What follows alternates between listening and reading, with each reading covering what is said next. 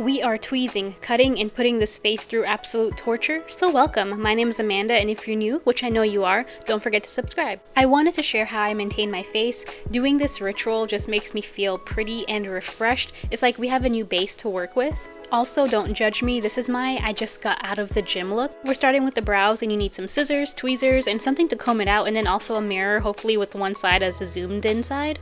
Obviously, I know my brows are not the thickest, but I prefer thin arch brows for my face. Listen, some of us just look better with thin brows, okay? Thick brows just don't suit everyone. One time at Sephora, an employee did like the thick brow thing on me, and it just was not meant for my face. I used to do threading, but it was always inconvenient for me because it was a far drive and usually a long wait. My introduction to brow maintenance was at like 12 or 13 years old, and my mom introduced me to waxing them because I begged her. I have this photo of the first time I ever got my brows waxed, and just look how awful they are. I got it waxed for my junior high graduation and just continued doing it for a while, and eventually I saw how awful they looked and never did it again. I think it's because instead of catering it to your specific face, the waxing place I went to did that weird 3-point measure thing, and they took off way too much, and the wax just made it look so angular. I like a soft brow vibe, not too sharp, you know what I mean? That's why I like doing things myself, because I have more control, and if I mess up, well, that's my problem, right? And I can cater it to my own face and like what I think looks best. I have become someone who does a lot of beauty maintenance things myself, mostly because it's just relaxing to me, but it also saves a lot of money. If you didn't see, I did a short where I cut my own hair recently, and it's just beauty maintenance. It can rack up. And why not just stay home, put on a podcast, just vibe out and make yourself look how you want to look? Can you tell I'm a homebody or... And we're done with the brows, time to move on to the controversial part of this, the nair. We gotta take care of the stash and the sideburns. I say it's controversial because nair can cause such a bad reaction to some people. I'm using this one that's their moisturizing formula with sweet almond oil. I think they went through a packaging change because this packaging used to be pink. But anyway, if you have sensitive skin, be careful with this. Test patch a little area first for about 10 minutes. Once I left this on for way more than 10 minutes because I forgot. I ended up with little burns, and they weren't deep, and my face healed within a week, but it was scary. Obviously, not enough to scare me away. That's why I said this was controversial, okay? It's almost like a chemical peel that burns off the hair, and you just kind of need to know what works for you. I like it. I use it basically on the entire lower half of my face, as you're gonna see, and they do make a sensitive skin formula if you're interested, but just be careful. I'm not into shaving your face like the dermaplaning or dermaplaning, however you say it.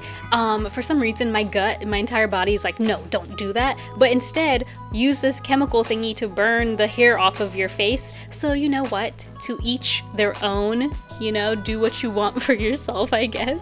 I have used this Nair face cream for years, like almost over 10 years, and I think I tried Veet or something and I just felt like it wasn't as good. And I use it on my like entire face, like the cheek area too, just because like, yes, the peach fuzz isn't as noticeable, but it is black hair and it's really annoying, and I just feel like, you know, my makeup will sit better without it being there. So yeah, this is how I like to get the peach fuzz off, okay?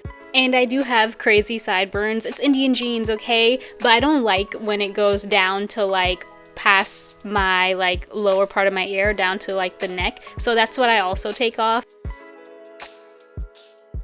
So I keep it on for 10 minutes, and then to take it off, I just use a warm towel to just get it all off. You might notice some hairs kind of ball up like they were on fire, which they kind of were in their own way. And then after this, I went ahead and took a shower, and just do lukewarm water if you just nared your face. Don't do it like too hot because our face is now sensitive from the nair, and I just don't want to put heat on it to make it even worse. I do a minute of super cold water and just stand there like an idiot torturing myself, but it feels nice for my face and hair. I am now slathering on squalane oil because it's one of my favorites to use after an intense skin treatment, and I don't do too much of this just because, you know, my skin, it just got naired, so it's going through a lot. It's the same concept to me as doing like a chemical peel mask from The Ordinary. You don't want to do too much after doing something like this. It's all about knowing your skin, and I know if I use my usual serums, my skin will feel overwhelmed. It's now the next day, and look at how cute we look. I always feel like a new person, like a clean girl vibe. And make sure to put on sunscreen. And the change is subtle, but doing this little routine once a month really helps me feel brand new. Like my features are sharper, and I just feel cute and clean. Let me know if you think I'm crazy for using Nair, or if you're also a do-it-yourself maintenance type of person. If you like this, please subscribe to see more fun videos like this one. Thanks, bye!